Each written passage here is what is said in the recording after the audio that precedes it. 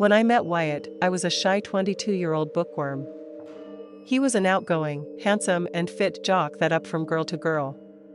And why he was attracted to a bookish nerd like me, I'll never know. I was nearing the end of my time at the university and needed a large injection of cash. I've had jobs prior to bartending, but they'd never been so fast-paced and stressful. I wasn't sure if I was up to it. But my friend put in a good word for me with her boss. And this gave me that extra little bit of motivation I needed, since I hated letting down anyone who put their neck out for me. Why I could tell how nervous I was and used his charming wit and looks to put me at ease. Maybe he just wanted to get me in bed. I don't know. It made no difference. I took the job easier than I suspected, then I had him to thank for it.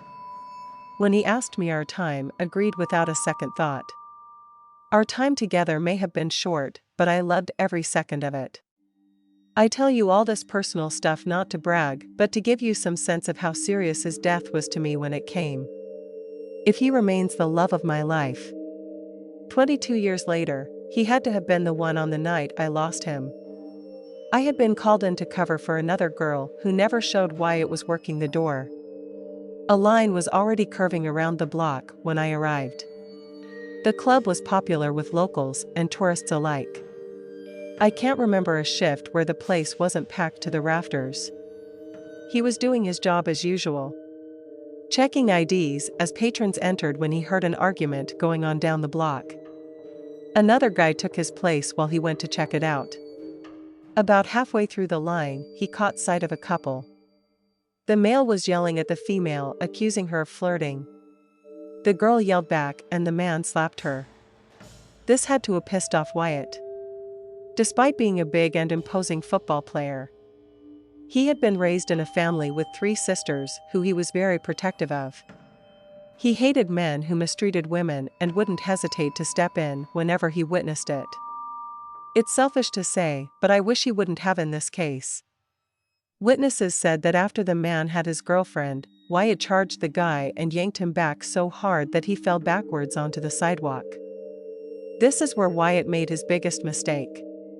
He turned to the girl and asked her if she was okay. He also suggested that they call the police. During this discussion, his back was turned to the man. Said man got up from the sidewalk and drew a knife from his pocket. Several of those in line trying to warn Wyatt, but he reacted too late and was already stabbed twice before he had turned completely around. He managed to fight the man off, but he'd sustained an additional 2 wounds in the process. He ran for the door to get help. Bystanders said that he was already bleeding heavily when he reached the door. One employee tried to put pressure on the wounds while another called 911. While this was all happening, the assailant grabbed his girlfriend and dragged her off to their car where he made his getaway. Fortunately, some club-goers got the plate number before the man drove off. I was so busy, I didn't notice the panic going on at the door. When another employee came up to me and started yelling in my ear, I thought he was crazy. A short gap in the music gave me the chance to hear what he was saying. I dropped everything and ran for the door. We'd always kept a relationship quiet during work hours to prevent any complaints from the boss. But in this moment, none of that mattered. He was already beginning to fade in and out when the ambulance arrived. I wanted to go with them, but there'd been no one left to attend the bar, so I stayed. Had I known that would be the last time I'd see him alive, I would have gone, damn the consequences. I cleaned up the best I could and went back to work, but in truth, I was only there in body. I couldn't think of anything but Wyatt. The strange thing is I hadn't once considered the possibility he could die. The paramedics had been so calm and I didn't think something like a little pocket knife could kill someone, especially someone who's big and strong as Wyatt. The call came through around closing. I was cleaning up as fast as possible so I could get to the hospital. The look on the waitress, his face was chilling. Her reluctance to tell me made me furious, and I began to panic. And this made her even more sheepish. I had to scream at her to get the truth. They said he didn't make it out of surgery. I'm so sorry. Her words just hung in the air. I wanted to slap her. It was as if she defamed my mother. I didn't want to believe it. I stormed out and raced to the hospital. And no matter who I asked, no one could tell me anything. Then I ran into Nick, the club's owner. His face said everything that collapsed to the floor and cried until I had no tears left to shed. Rather than mourn as I should have, I focused all my energy into making sure the garbage that killed him was convicted. Thanks to those patrons, he was arrested quickly. The wait for the trial seemed to be an eternity.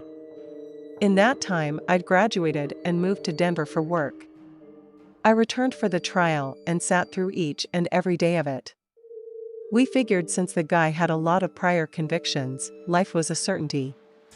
The guy's lawyer claimed self-defense, saying he was scared for his life because Wyatt was so much bigger than him. This didn't get him off. But the judge allowed it to be a consideration by the jury toward the verdict. And the short of it was then the loser got 25 years instead of the hoped for life. I was livid. But there was nothing I could do. This was the point at which Wyatt's death hit me head-on. I'll just say the road was long and painful. It's not something I'd like to relive. Once I was finally able to get my act straight, I focused on my future. Everything after that has led me here. It's the anniversary of Wyatt's death tomorrow. So I thought that I'd mark it by sharing the story with everyone. Perhaps it will serve as a wake-up call. I hope if you have someone special, you are allowed a long and happy time together. Life is shorter than we realize. A surplus of time is a luxury none of us have. Don't waste the little you've been given by not sharing your love with others. Back before I got on with TI, I used to work security at a music venue. I'd been there about 3 months when the owner hired his nephew to work with me. The guy seemed cool, and we turned out to have a lot of the same interests and hobbies. The dude was built like a concrete bunker and covered in tattoos. When I discovered he was an army vet, I invited him to go shoot with me in a nearby outdoor range. This was the first time I began to question his mental stability. Everything was normal at first, but soon he started mumbling to himself after shooting. I thought maybe I was going deaf and asked him to repeat what he said. He just stared at me for a few seconds and went back to shooting. I ignored it, didn't return to shooting myself. The session ended and we went our separate ways. I decided not to go to the range with him after that. It was a minor quirk, but being around him while he was armed didn't feel right. That was the only time he and I would see each other outside of work. I remained friendly with him and we continued to get along well. And as the weeks went by, more little incidents occurred and I began to believe that he was high on the clock. I'd seen it before: the constant trips to the bathroom and short temper with patrons. These incidents made me all but certain. For the time being it wasn't affecting his work, so I kept it to myself. When the time came to say something, I approached him, but he denied it. It had gotten so bad he reeked like alcohol every shift. I contacted his uncle and got the mind your own business and you're no angel yourself excuses. It was true. I had my share of vices, but I kept them off the clock and far away from my family. It sucked, but I'd done my part. The guy killed someone, it wasn't my responsibility. His drug and alcohol use just got worse though. His uncle must have said something to him. Anytime I tried to strike up a conversation, he ignored me. There was a brief ray of hope when he began seeing this girl. His use appeared to be stopping, but within a couple of months, he was back to his old way. Here's where the crazy stuff happens. He was working the door one rainy night, and I was helping out behind the bar on something. I heard something crazy going down at the door and started that way. I came around the corner and saw a dude fighting these 2 cops. One had him in a chokehold trying to cut them and the other was trying to help. I had no desire to assist either party, especially the pigs. I just stood by and watched the guy get free and beat the crap out of both cops. He ran out of the club after that and disappeared. I knew we'd do something crazy eventually, but I had to wait until he was arrested to hear the facts. He was picked up at his parents' house a few days later. This time there was no fighting back. Like everybody else at work. I was curious as to his supposed crime, but hadn't been actively searching for the answer. The day after he was caught, the sound guy showed me a short news article on his phone. According to the paper, he had gotten into an argument with his girlfriend and began beating her. When she fought back, he handcuffed her to a radiator and continued beating her. The victim claimed that he was arguing with invisible people and constantly under the influence of alcohol and cocaine. The craziest part was that he continued going to work each evening, leaving her cuffed to that radiator. That last night, she managed to get free and notify the cops. They went straight to the club and attempted to arrest him. And not very well, I may add. This was in late 2018. And I'm not sure how long he was given in prison. But one person said it was something like 7 years, which means he's probably out by now. I hope he got some help while he was locked up. It was clear most of his trouble was related to PTSD and the like. The drugs were probably a way to deal with it, but they just made his problems worse. Like I said, most of the time, he was a cool dude. I'm sure he would have made out well, had he not been subjected to all that terrible stuff. Don't misconstrue my meaning here either. I greatly respect veterans and their willingness to sacrifice their minds and bodies to do what they believe to be right. I wish we continue to invest in them after their service is over. We owe it to them. I'll stop the rant there and wrap things up. Despite the terrible thing he did, I hope the guy's been able to get clean and put his life back together. The same goes for his victim. There's no way she deserved what she got. And that's it for me. If I happen to hear anything new or interesting, I'll post an update. And I hope all of you were doing well and everyone's families have been reunited. Good luck out there. And stay safe. Today at 34, I'd wager if you asked anyone who knows me, they describe me as a responsible and hardworking family man. These days, they would be right, but they didn't know me before. Back in Chicago where I grew up, I was a very different person. Between the ages of 16 and 27, I lived life at full speed. Childhood was a nightmare. I ran away multiple times until I was 16. My mom stopped looking for me. From then on, I was on my own, hopping from squat to squat and shelter to shelter. Danger looked around every corner and you couldn't trust anyone. I stayed high most of the time. You had to deal with things from your past and things you've just done to survive. It's not a life I'd wish on anyone. At 18, I began renting this dumpy apartment with 5 other kids. It was a little more than a squat, but the price was right. Making money was always a concern, and most straight people wouldn't hire folks like us. A lot of the girls ended up stripping. It was safer than hooking, at least the quick money and attention could be addictive for a lot of them. And no matter how much money they made, the ghosts of their past couldn't be avoided. With money and emotional problems almost always comes drugs. I learned this at a young age. Nearly every girl I hooked up with stripped, most would also escort off the clock. I didn't get jealous like some of the guys. I was just with them for the money to begin with. Love was something I thought had been beaten out of me forever. And thankfully, I turned out to be wrong on that count. If nearly 10 years of dealing with crazy, drug-addled chicks with serious daddy issues, I finally learned my lesson. I had been seeing this dancer on and off again for around 6 months. Both of us had major drug problems and fought constantly. I'd had enough fun, broke it off the week before. She had a key to my apartment and I wanted it back. The only place I knew where to find her was at work. She was on the main stage when I arrived. I sat at the bar and had a drink while I waited. A couple of the bouncers gave me dirty looks. Although weird, I've ignored it. She came over to me when she'd finished NASA talk in private.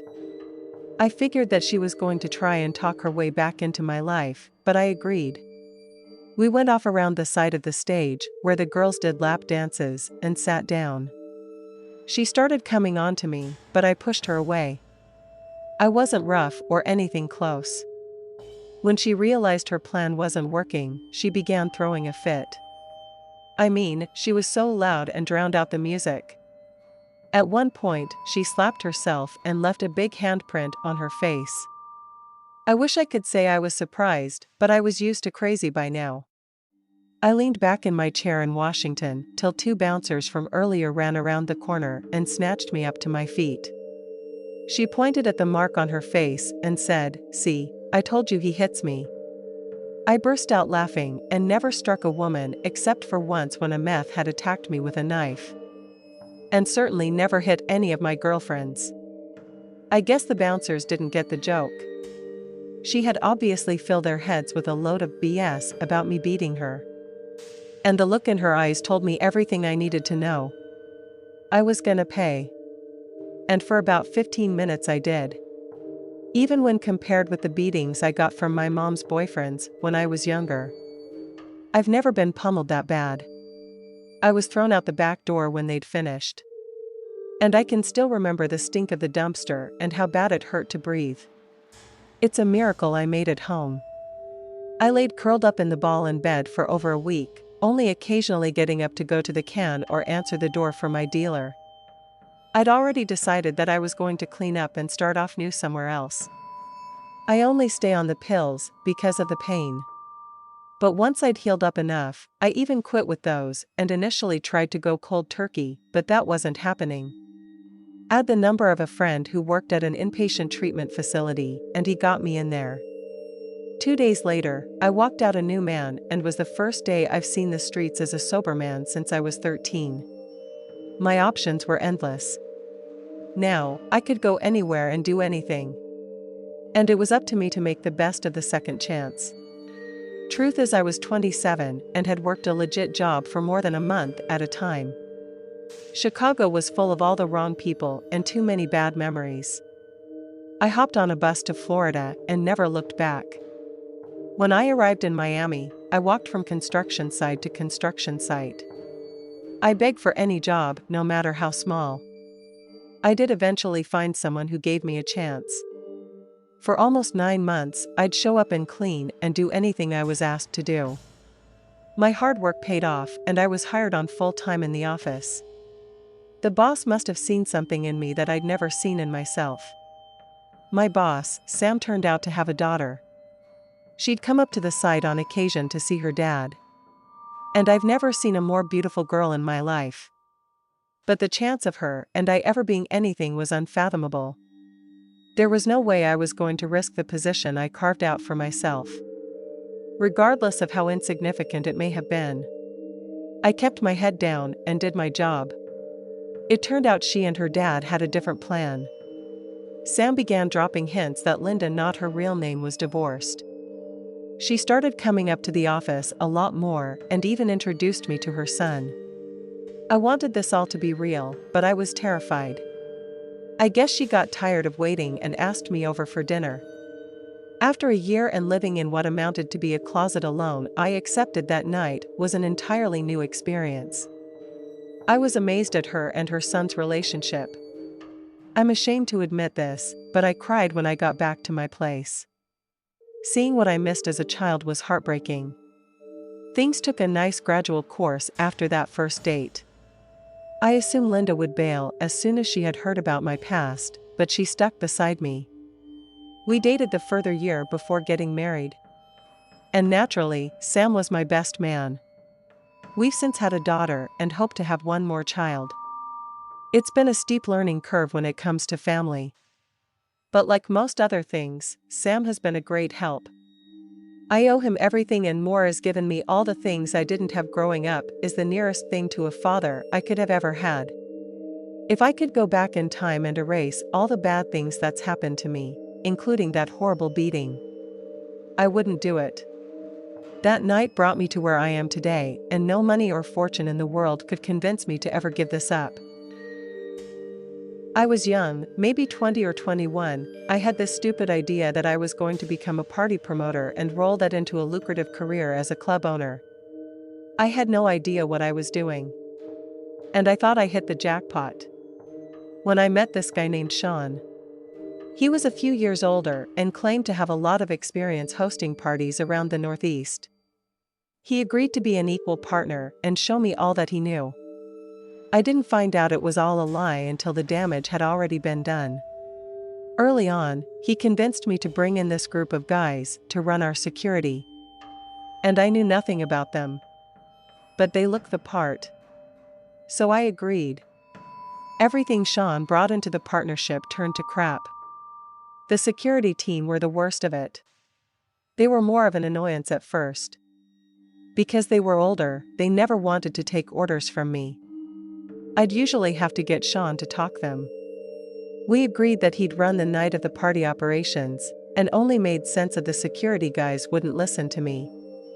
My focus on the arrangements and booking, and Sean wasn't really interested in this aspect. After I severed the partnership, I'd find out why. I was a solo act now. I assumed the security team would leave with Sean, but I was shocked to hear that they wanted to stay on. I was too relieved to wonder why. And the next party came, any questions I may have had, they were eager to answer. I was beginning to think that I misjudged them. Things looked like they were going to be just fine without Sean. One small thing bothered me though. I kept seeing the bouncers going in and out of the bathrooms. Sometimes it would be 5 or more times an hour, and have been one guy I may have assumed that he was suffering from some sort of condition or issue that night. It wasn't though. I finally got a free moment and followed one of them into the restroom. In the wide open area near the sinks, he was doing a drug deal with a couple of the party attendees. And I was furious. I'm no anti-drug person. If a regular guy wanted to stand outside and sell, more power to him, but these were the guys I was paying to keep the dealers out. I ran up to him and asked him what the hell he was doing. And he just stared at me with this clueless, shocked expression. I asked again. He said that it had been okayed by his boss. I told him he was fired. And I stomped out to find Carlos, the head of the security team. I assumed that's who he meant by boss. I found Carlos at the entrance and asked him to join me in the office. I closed the door behind us and asked for an explanation. He didn't even try to hide it. I was informed that all the money Sean had put into the company came from him. In return for the loan, you will be allowed to deal exclusively at every party we threw until the loan had been repaid. I reminded him that Sean was no longer part of the company. His debts were my problem. He didn't care. As far as he was concerned, he wasn't going anywhere until he made all of his money back. I thought maybe I could solve the problem by paying him off. I asked what was left, and he quoted at about $10,000. And my heart dropped. There was no way I could come up with that much money. I was screwed. And he knew it. What was I going to do? Call the cops, beat him up? Until I had the cash, I was stuck just waiting for the cops to arrest me for the crime of being naive.